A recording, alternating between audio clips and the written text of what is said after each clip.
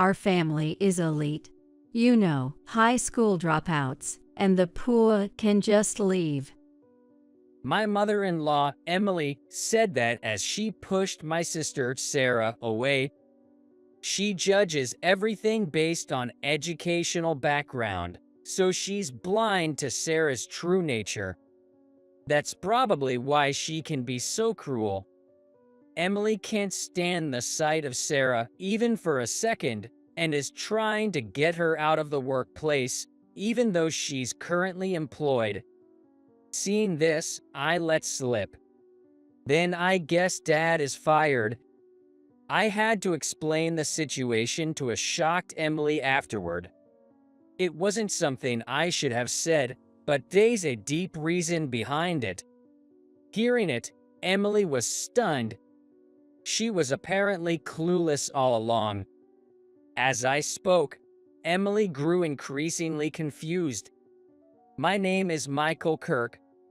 I am a 38-year-old man who dreams of owning a pet. I have a wife, Linda.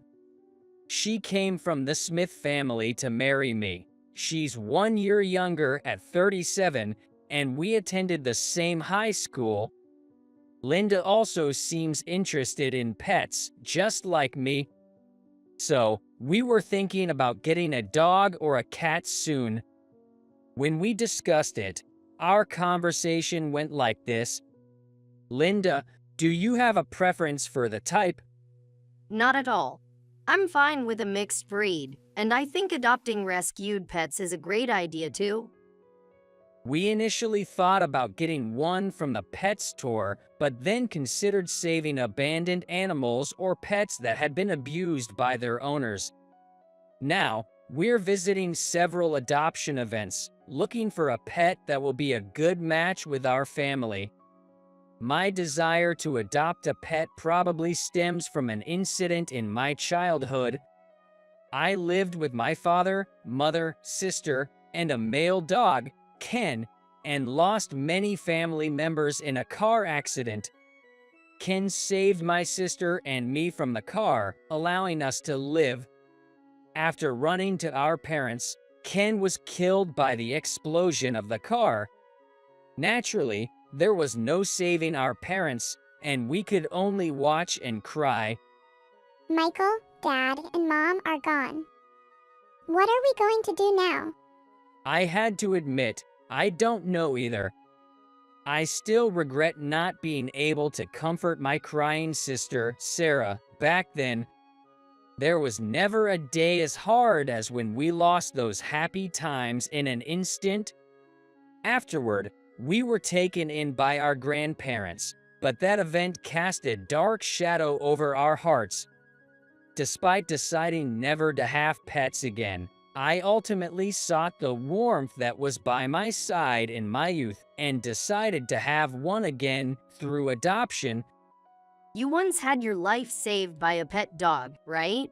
That's why you chose a job related to pets. Yes, I want to repay the favor to other animals.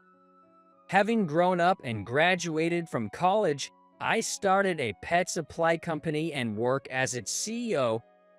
What I want to achieve now is to make our next pet as happy as possible, in place of Ken, who is no longer with us. So, I work hard every day towards that goal. I drive to work, admire the beautiful scenery, walk through the company, and exchange greetings with the employees. Good morning. Nice weather today, isn't it? Everyone's faces were lively and brimming with motivation. I want to be able to check on the state of my colleagues at this company anytime. That's why I pay close attention to the employees, and I'm relieved that no problems have arisen today. It's been about 20 years since I founded this company, and we've never faced major issues. I knew that smooth operations required not just a few executives, but the efforts of many regular employees. This is probably because my father, who exists in my memory, used to share the company's hardships with my mother. The few elites tend to run wild, making it tough for the lower-level employees. Even the regular staff are essential, but they don't get that, threatening to fire them to keep them working. All right, I got it. Don't grumble about such things in front of the kids. I'll listen to you as much as you need. My father was quite a complainer, always seeking my mother's ear whenever something difficult arose.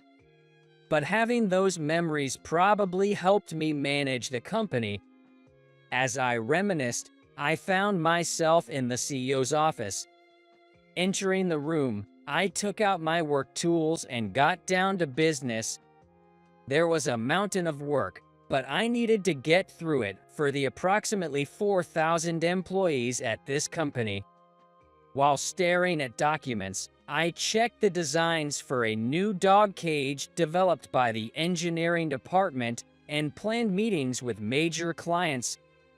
I get to eat a delicious meal at a nice restaurant tonight, and I'll see Sarah for the first time in a while. I've got to be pumped up for it. Despite the workload, I brought up tonight's plan in my mind and verbalized it to motivate myself. Time flies when I'm engrossed in work. It felt like I had just arrived, but it was already noon. Shortly after, the PAR system announced it was lunchtime. It's already this time. Working nonstop can reduce efficiency, so I should take a break. I set aside the pile of documents and took out the lunchbox my wife made for me. The lunchbox, decorated with cute dog and cat sprinkles, soothed my tired heart. While finishing my meal, thinking about getting a new pet soon, I noticed an email from Linda on my phone. It was about tonight's dinner. Tonight, Linda, Mimo, Emily, and I were supposed to dine together, but it seemed Emily would be a bit late. Mom said she might not go after all. Does she really dislike Sarah that much?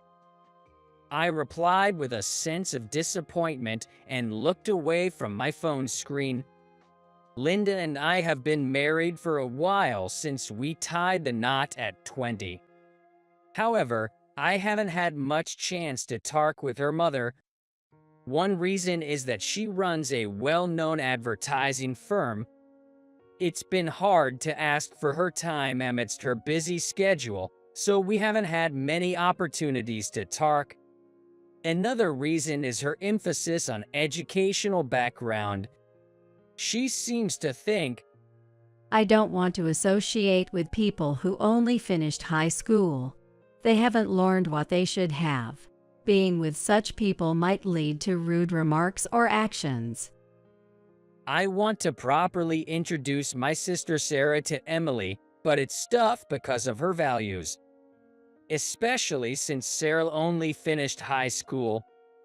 After being bullied by many girls in school, Sarah managed to graduate from high school but couldn't proceed to college. She must have grown averse to building relationships. Michael, I don't want to go to school anymore. I'm scared to meet people. I had resolved to raise Sarah properly, but felt powerless when this happened. Fortunately, Sarah managed to recover after a few years, but knowing she only finished high school, Emily seems reluctant to meet her.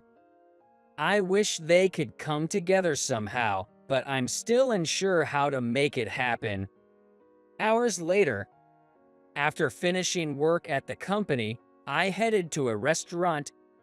Upon opening the door adorned with beautiful patterns and entering, I was greeted by a woman's voice saying, "Welcome." I casually spoke to her. "Are you working properly? You're not slacking off, right? We have important guests today." I know that. I've put extra effort into the cooking, so make sure to enjoy and savor it. The person who brought over the wet wipes and a glass of water to our table after we sat down was my sister, Sarah. Sarah has been working here for over a decade as an apprentice, aspiring to take over this restaurant. She fell in love with a taste of this place during her sweet 16 party and has been honing her skills to succeed the owner. I hope you're not causing trouble for the owner. Of course not. Once you're the company's CEO and I'm the owner here, working hard, we can easily take care of a pet or two. I have to work hard to own a pet, too. Well, that's good to hear. You don't believe me? Keep that up, and I'll spice up your dish with a ton of chili pepper. Sarah and I live separately, so it's been a while since we last saw each other. Our homes are a bit far apart, so meeting up isn't easy, making even small talk a delight. Perhaps it was because we were frolicking like that. Are you cheating on me with her? You seem quite close. Linda arrived late and seemed jealous. Sarah went back to the kitchen to bring us wet wipes and water as Linda joined me at the table. She's my sister, you know that, right? Of course, I was just teasing. By the way, where's Emily? Linda averted her eyes, her words unclear, looking apologetically at Sarah. It seems Dad told Mom about meeting Sarah here, and she got angry, saying she didn't want to come. I wanted to keep it a secret until we met, expecting this would happen. I see. I expected this, but it's still disappointing. I remembered the apologetic face of a male employee I spoke with before leaving the company. In fact, I was informed by an employee that Emily wouldn't come to this place. Though I knew in advance, it was still a shock when it actually happened. Linda, having received the wet wipes and water from Sarah, continued with a shrug. Mom's attitude is well known back home. I'm sorry, Sarah. No, it's okay. It's a fact that I only finished high school. I knew that I would be viewed in that light. Watching Sarah respond modestly, I felt sad. Sarah hadn't turned to delinquency or failed at studies. It was the toxic environment that kept her from school, and yet she was judged so unfairly. I wished Emily could see for herself what kind of person Sarah is. Seeing Sarah standing dejectedly, Linda put her hand on her shoulder, offering comfort. It's okay. You're a good person, Sarah. I'm sure my mom will understand eventually. I hope so. The kind-hearted restaurant owner gave Sarah a break, so the three of us continued our meal. Linda texted Emily, but the reply was just, "I have plans, can't make it." As expected, Emily didn't show up in the end. A few days later, I would unexpectedly encounter Emily. It was my day off, and I was lazing at home when I realized there was no food in the fridge. With lunchtime approaching and nothing to eat, I decided to go shopping, and that's when I found a lost puppy wandering around. It wasn't on a leash, seemingly stray, covered in mud. It must have been wandering the streets for days. It was especially dirty due to the recent rain. Its paws were particularly bad, caked in mud. I couldn't just watch and was about to approach to help, but unfortunately, a car passed by, startling the dog, and it ran off with incredible speed, making it impossible for anyone to catch up. Even for a puppy, dogs are quick. In no time, it disappeared from sight. Worried, I searched the area for a while, but couldn't find the mud-covered puppy. While searching for the puppy, I somehow remembered the cat that Emily and her family take care of. Linda's family has a Maine Coon female with beautiful fur, living comfortably in an air-conditioned room, likely still enjoying a happy life. Being of pure Maine Coon lineage, I wondered if the cat would have been given such a comfortable environment if it were a mixed breed. Emily's words when introducing the cat came back to me. Our kitty has a pedigree, a cat of good lineage. Impressive, isn't it? Different from the mixed breed dogs and cats wandering around. If we were to get another, it would have to be from a good bloodline as well. Any mixed breed pet would probably be not allowed in her home. If one somehow got in, it might even be kicked out. I will never allow our pet to get hurt by interacting with mixed breed animals. That's why I'm careful about friends bringing pets over. It's their fault if mixed breeds hurt each other, but I can't bear the thought of our precious pet getting caught up in that mess. Emily would probably not even worry if she saw an injured animal, especially if it was a mixed breed. An hour later, feeling down about the puppy, I headed to the supermarket. I felt sad about the dog, but searching for it blindly wouldn't help, so I had to move on. I was surprised to run into Emily inside the store. Seeing her in a local supermarket I frequent was unexpected, as she usually avoids such common places, preferring high-end department stores according to Linda. It's been a while, Emily. I couldn't just ignore her, so I greeted her. She looked surprised to see me. Oh, it's been a while, Michael. I was confused by her reaction, but Emily quickly explained. Don't get the wrong idea.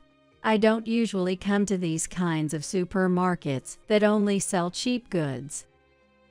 Emily seemed to think shopping at a supermarket was beneath her, potentially alienating housewives trying to save money.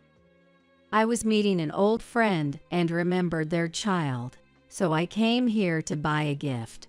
It would be rude to meet without bringing anything, right? I don't think that's necessary. Though having a gift is better than none, I never thought it rude to meet without one. I think that someone who gets angry if they don't receive something can't really be considered an acquaintance. People expect it from us because we have money. Emily wanted to avoid the subject further. Appearing anxious, Are you still shopping here, Michael? As a CEO, you should shop somewhere more fitting for your status. there's some truth to what you're saying, Emily, but I'm not used to luxury. I thought of the employees working at my company. Some strive for luxury, so it's natural for someone in a high position to live up to his or her income. However, my life has always been modest, heavily influenced by my grandparents, who taught me to make do with what we have, having lived through times of scarcity. This mindset makes it hard to justify changing my lifestyle, even if it might make others uncomfortable about indulging themselves. While discussing this, Emily noticed something. Sarah works here, doesn't she? Excuse me. Confused about how Sarah came up, I followed Emily's gaze and saw Sarah working at the cash register. Besides her work at the restaurant, she was also working here. Something I hadn't known. It seems Sarah took on more work without my knowledge. What do you think about this, Michael? You're a CEO, and yet look at your sister. It hit me that Emily didn't know Sarah worked at the restaurant. While she knew a fair bit about me, she had little knowledge of Sarah due to the lack of interaction. She probably never imagined that the person invited to the restaurant worked there. Given the restaurant's fame, Emily would surely be surprised to learn this. Because she's only a high school graduate, she can't get a decent job. If this is the only work she can handle, I can only imagine the barbaric things she might say. Hearing this, I felt anger rising within me. Sarah, visible in my line of sight, was smiling and talking to the housewives at the register. Her ability to treat each person with care showcased her bright and lively nature. I wished Emily would drop her obsession with academic credentials and see the person right in front of her. Doing a job like cashier work so happily, doesn't she feel embarrassed? I think any job is respectable. It's not right to talk that way.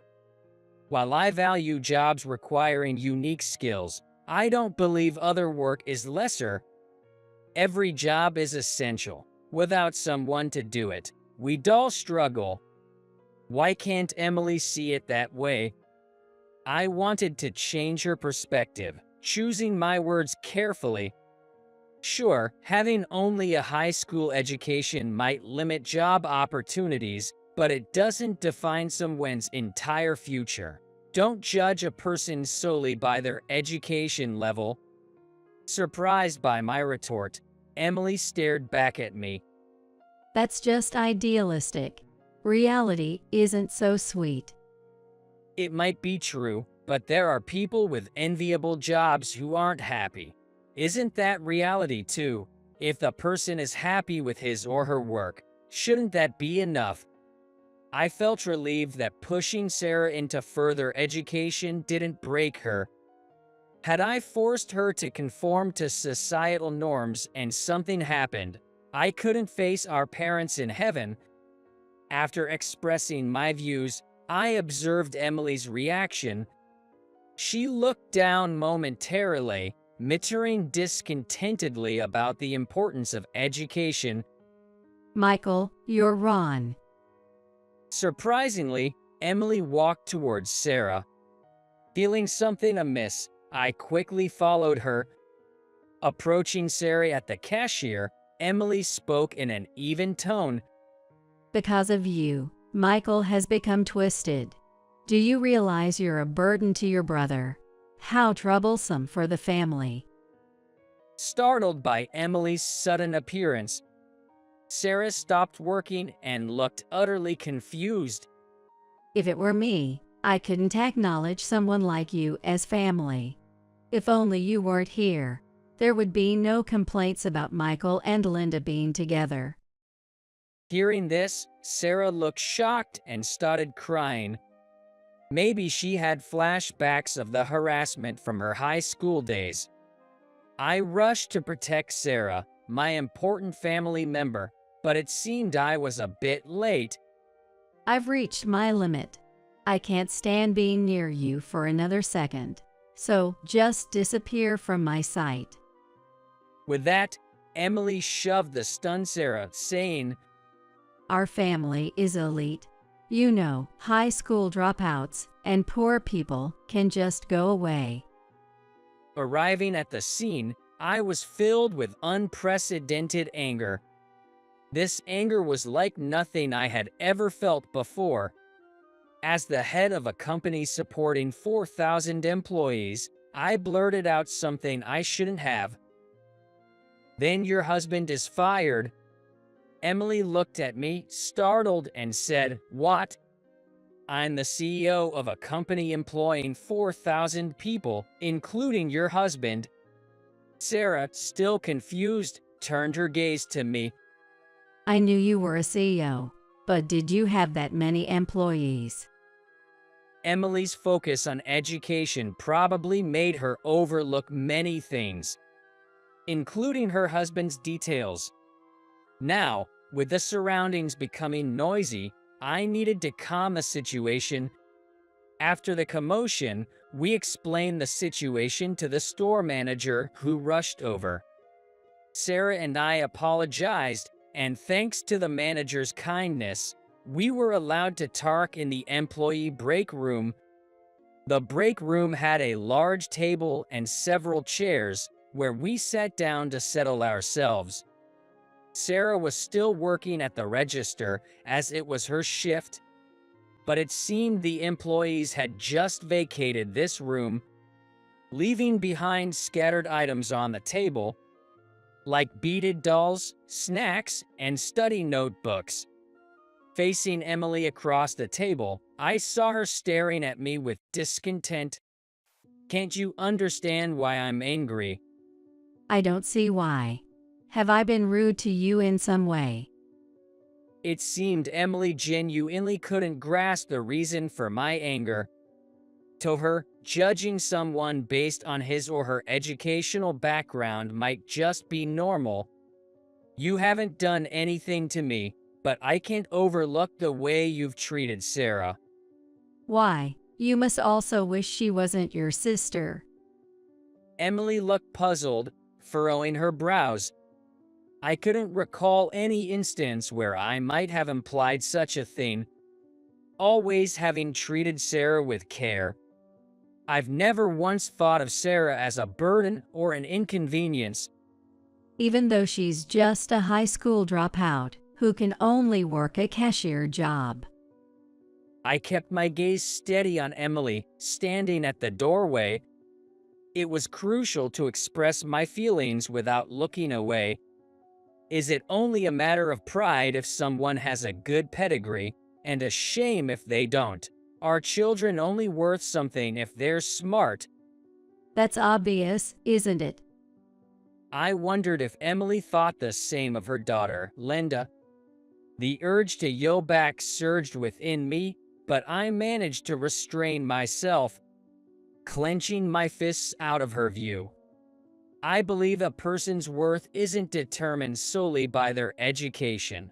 Sarah's value should be based on her actions and words. Can't you see her for who she is?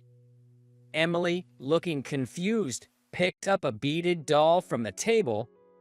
She arranged the dolls to illustrate one being excluded, with the others circled around it at a distance. People without a college diploma are all worthless, in my experience. My respected parents said so it can't be wrong.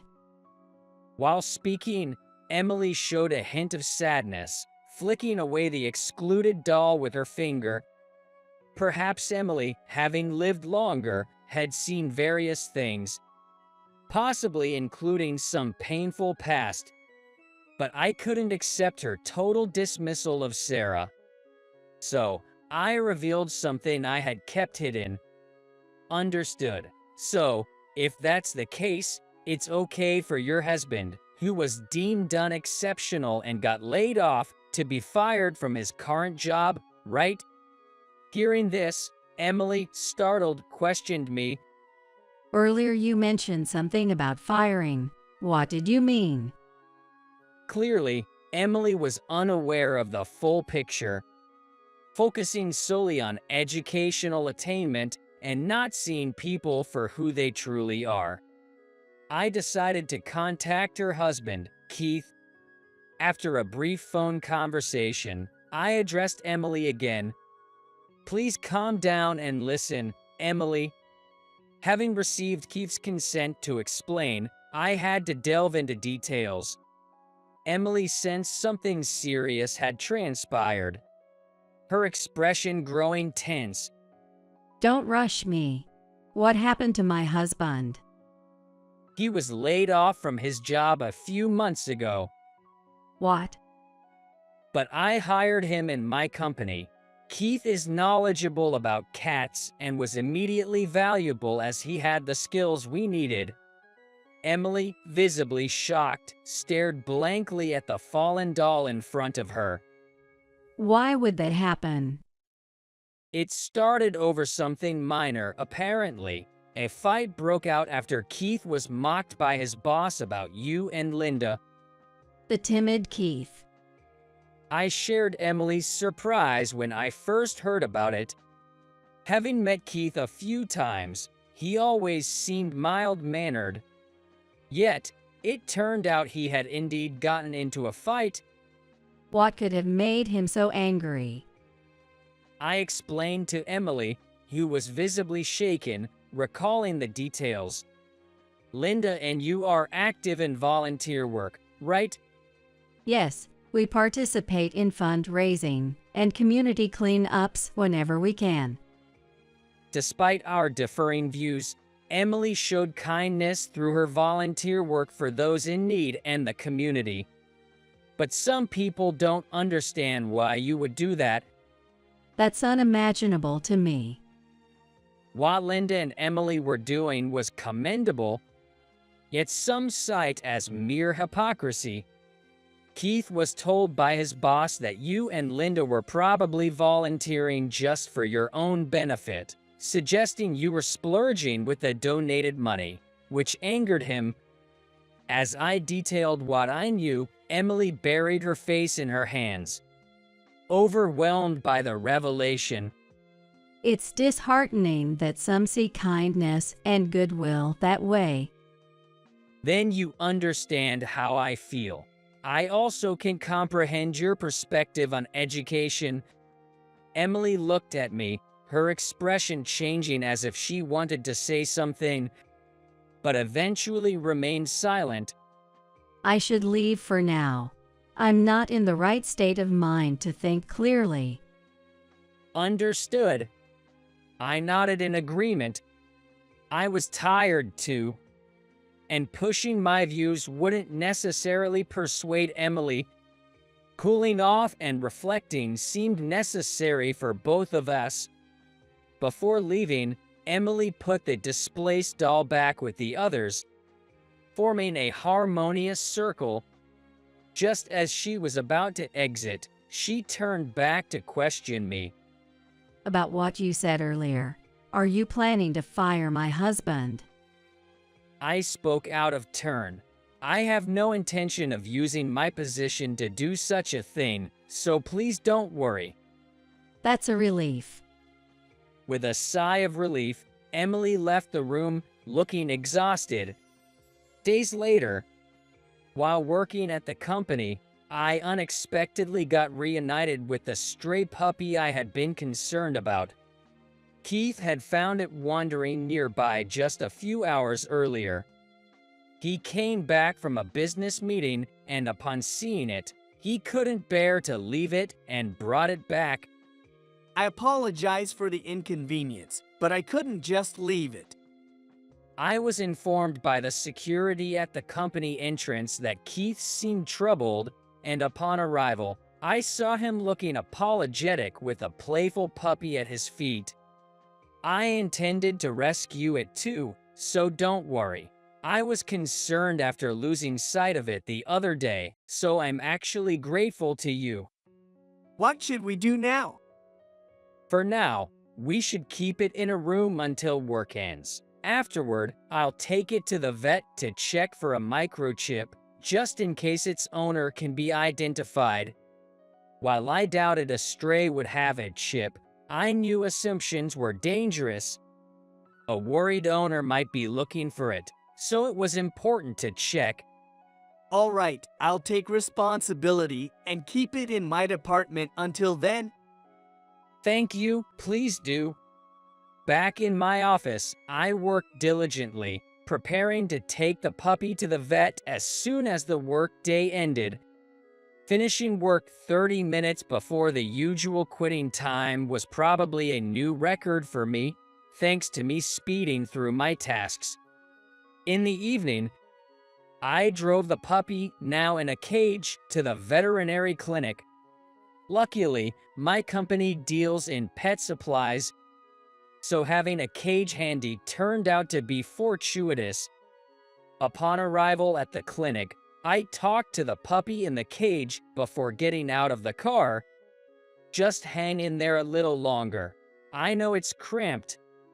It was then that I unexpectedly ran into Emily, who had brought her Maine Coon cat for a routine checkup. I came for a checkup. But what about that puppy? It was abandoned, so I brought it here to check for a microchip and get it examined. That sounds like a lot of trouble, especially with your work. Our conversation, devoid of direct eye contact, carried a somewhat awkward atmosphere as we entered the clinic. Despite my initial confusion, Emily's guidance helped me relay the necessary information at the reception. While waiting in the lobby, Emily spoke up again. Your company deals with pet supplies, right? That must have come in handy. Yes, it did. I hope it somehow makes Ken, who's now in heaven, a bit happier. Ken, did you have a pet before? Yes, when I was a child. As I elaborated on my past pet, Emily seemed to sniffle slightly, murmuring, "I didn't know that."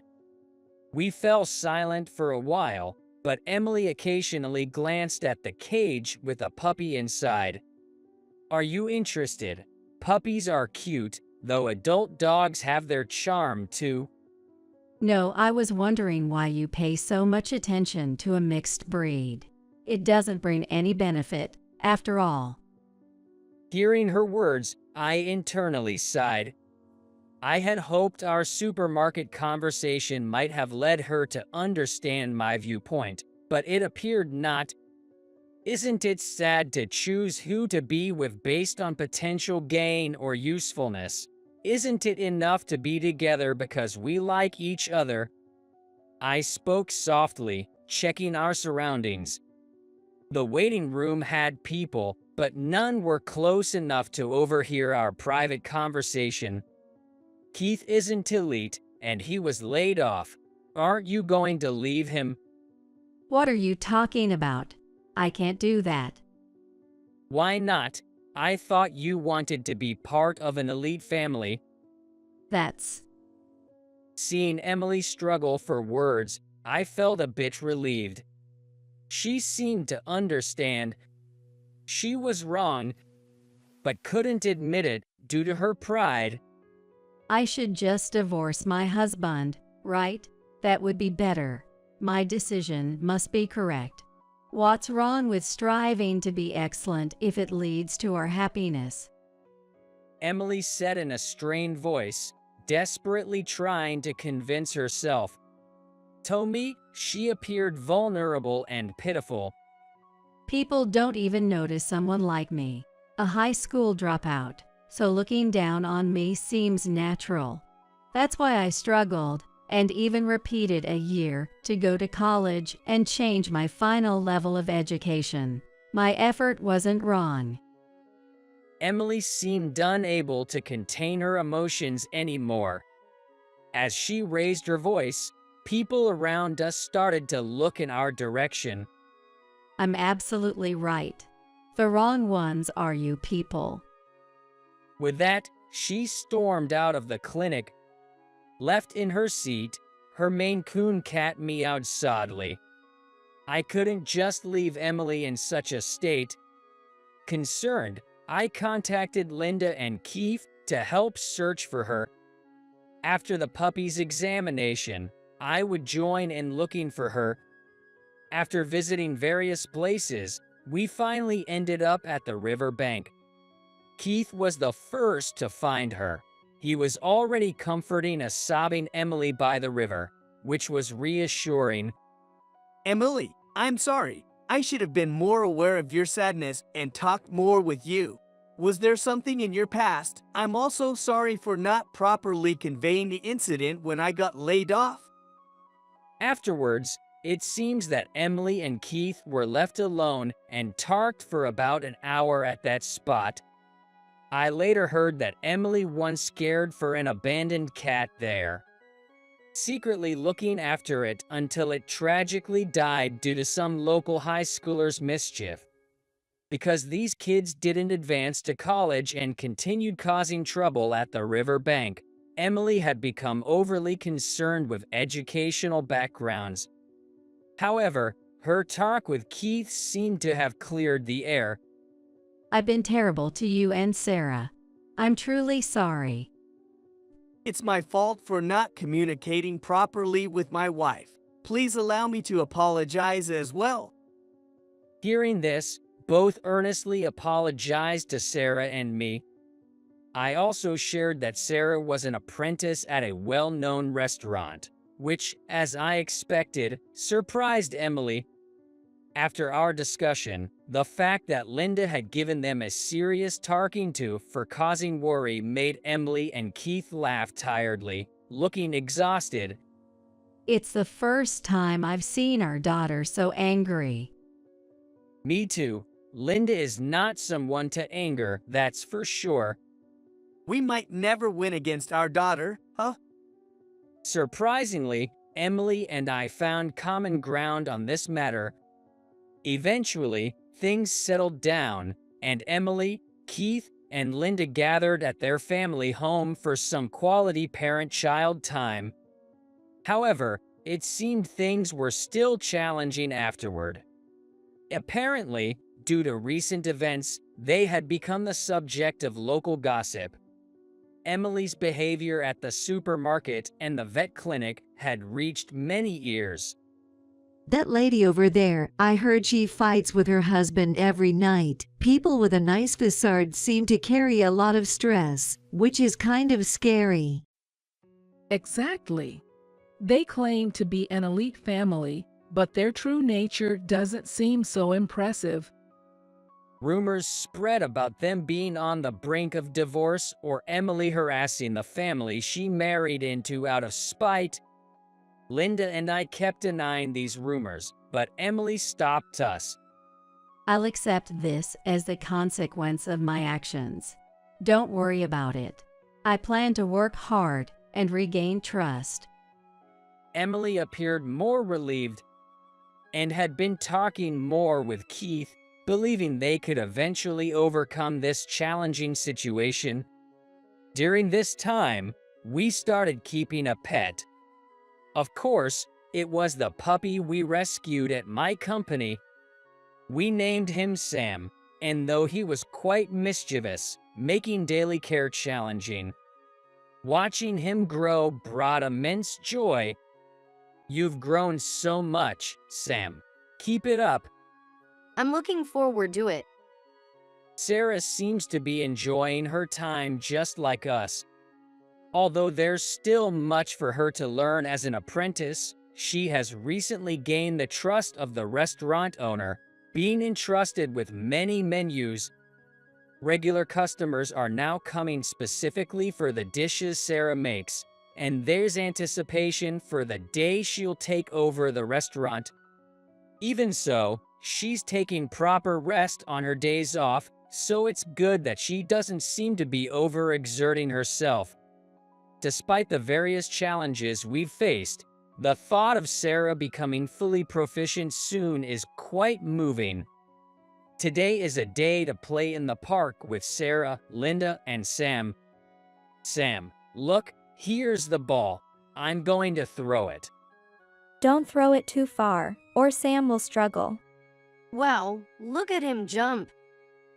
Watching Sam, who's grown fond of Sarah, charge at her and seeing her fall to the ground covered in dirt made Linda and I burst out laughing. Although our parents and kin are not here, we have these incredibly happy moments with our new family.